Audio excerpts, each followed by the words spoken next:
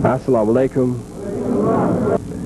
Free the land, black laws for all black people. Brothers and sisters, I am very honored to have this opportunity to come and talk on the very important topic, the role and responsibility of the black student in preparing for the 21st century. First of all, let's give Brother Billy X, was that Brother Billy X? Yes, Brother Billy X was there. Speaker before him. Let's give Brother Billy X a black hand.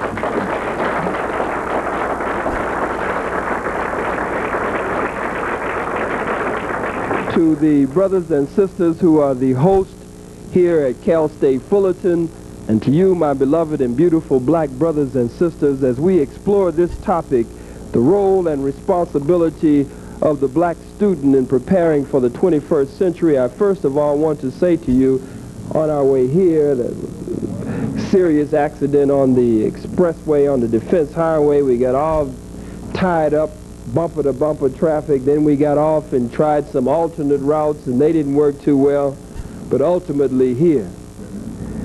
The Honorable Elijah Muhammad's minister and representative, the Honorable Minister Louis Farrakhan, sends you his greetings of love and unity and solidarity here at Cal State Fullerton. And I want you to understand that of all our studies, history is best qualified and most attractive to reward our research. If we know what happened yesterday, we can intelligently discuss today, because today is built on yesterday and tomorrow is built on today. So if we know what happened yesterday and what went down yesterday, then we are not likely to let the same thing go down today. Dr. Carter G. Woodson, in his book, The Miseducation of the Negro.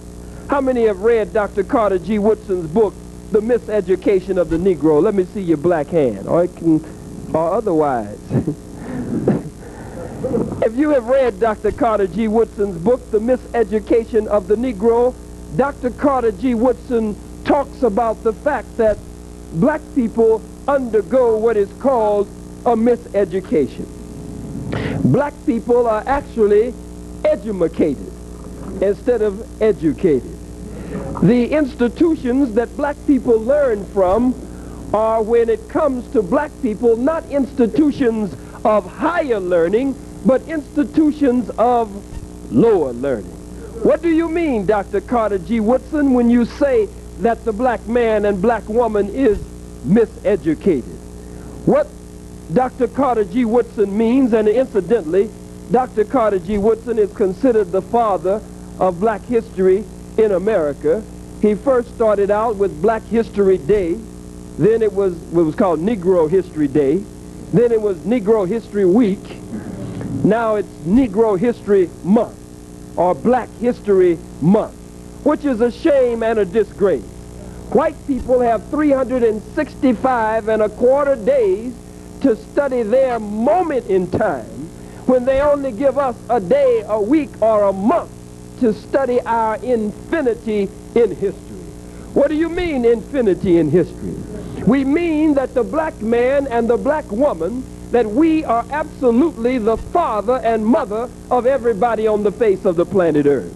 That is not to be disrespectful of any of the whites who are in the audience tonight, and I want to get that straight before we even get started.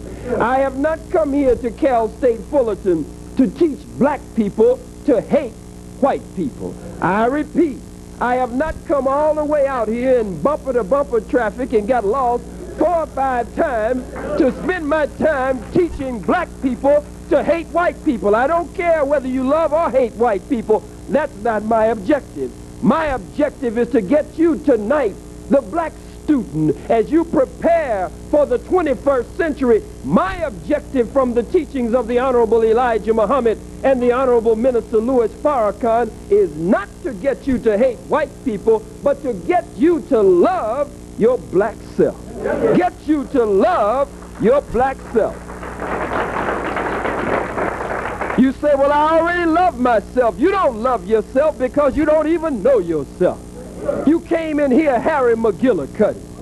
Jim Dandy Houlihan, George Washington Culpeper, George Washington Carver Doolittle, Hattie Mae Workman, Johnny May Hamburger with lettuce and tomatoes on top. All kind of crazy names.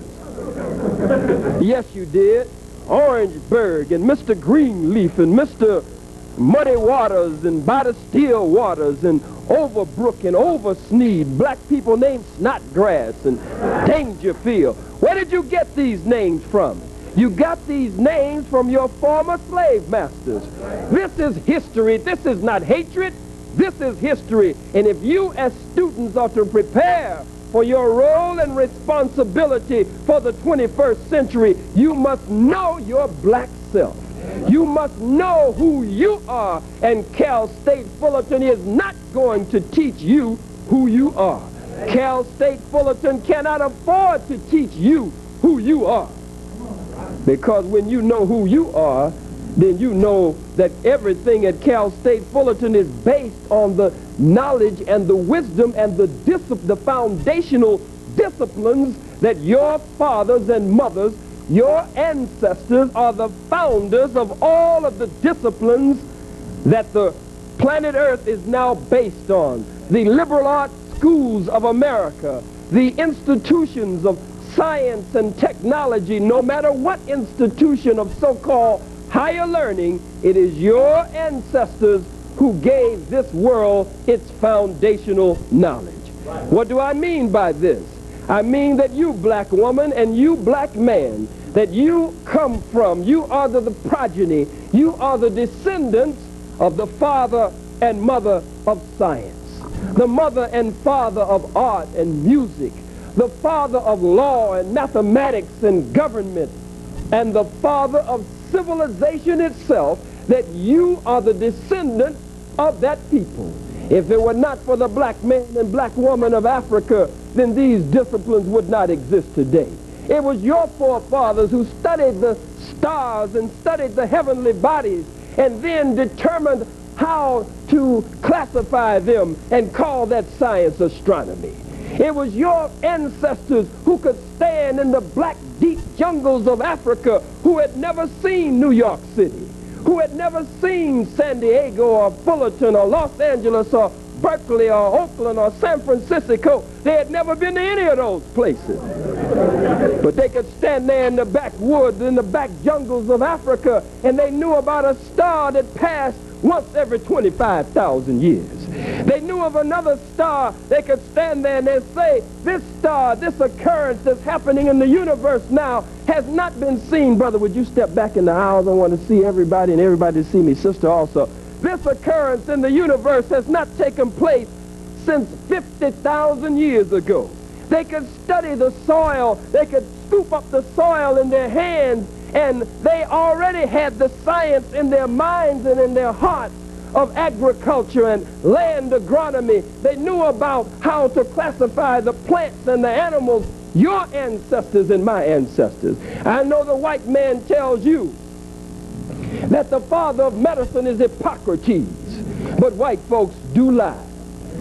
And I know that the doctors take what is called the Hippocratic oath, which is really a hypocritical oath, because it was not Hippocrates who is the father of medicine. We were performing delicate operations in Africa on eye cataracts.